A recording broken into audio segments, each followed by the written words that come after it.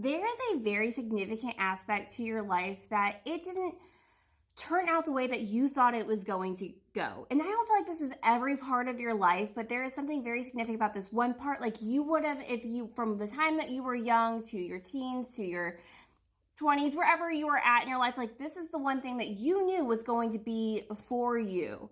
And a part of your life and a part of your story. And it's like that's the one thing that you haven't been able to hold on to reach for. It kind of feels like love. Like this might be like you always thought that you would find yourself married young or having more romance in your life and it being very, I don't know, very magical and whimsical. And it's like it's that one thing that you can't grasp onto.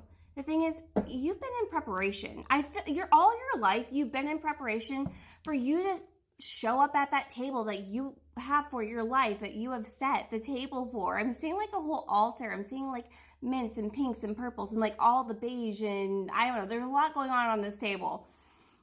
But you've been in preparation to make this table. You had to show up the way that you need to show up for it, because it's like if you had jumped into the first opportunity, you would have been in a constant cycle of not actually obtaining the thing that you really wanted.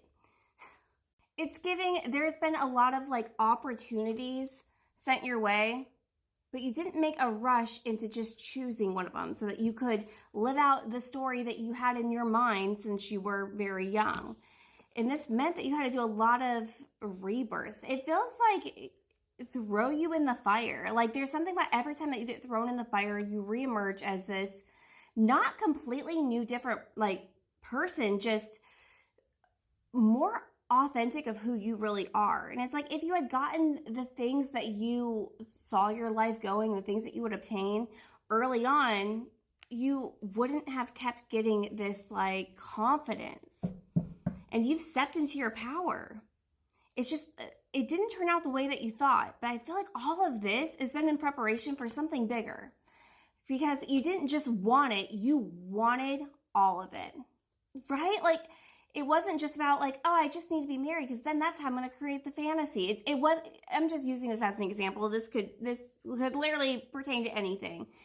And it's like, so you would have just said yes to the first person to ask, or asked the first person that you thought, okay, I could do it with you, and then think that the fantasy of what you really wanted was going to just come about. No, it took a lot from you. You're smarter than that. It would have taken a lot more than that. You had to be in this confident power. You had to believe in yourself and in your own power, to believe in whoever like this. Why do I keep coming back to some kind of love? Whoever this like counterpart is for you. It's like you knew you always wanted it, but you'll know it when it shows up. And it just hasn't shown up. And it's like, I'm not giving up hope. I'm not going to just get with whoever so that I can say that I like put that check mark on the list.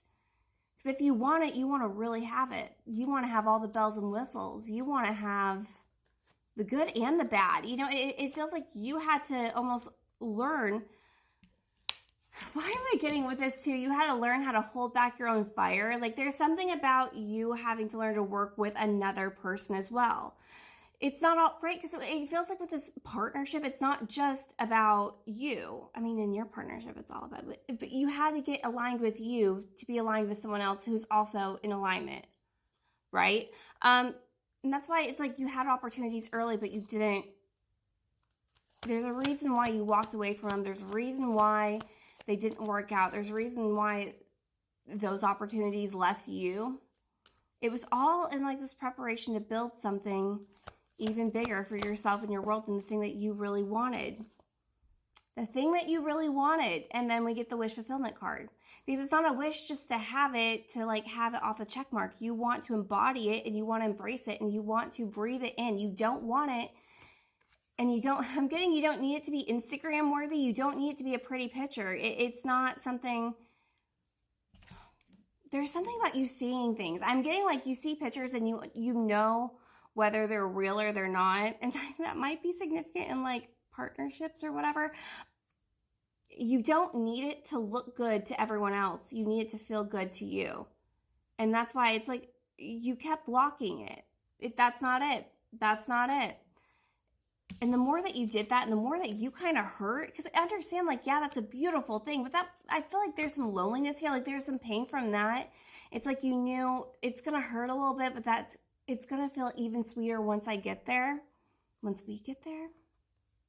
Okay, I'm sorry. I feel like there is some kind of like, I know it's always freaking love, but this is feeling like you waited not for a person, but for the right moment for you and someone to be aligned. And babe, I'm sorry, but the stars are aligning. So if you don't want that, I mean, we all have free will. If you don't want it, you can be like, oh no, absolutely not. It just feels like you've done so much work that it's not this like I need it either. It's not a codependent kind of thing. It's just you've done so much work and it's like now I'm ready.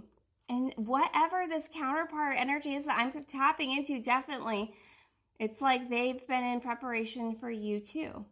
Let's go to part 2.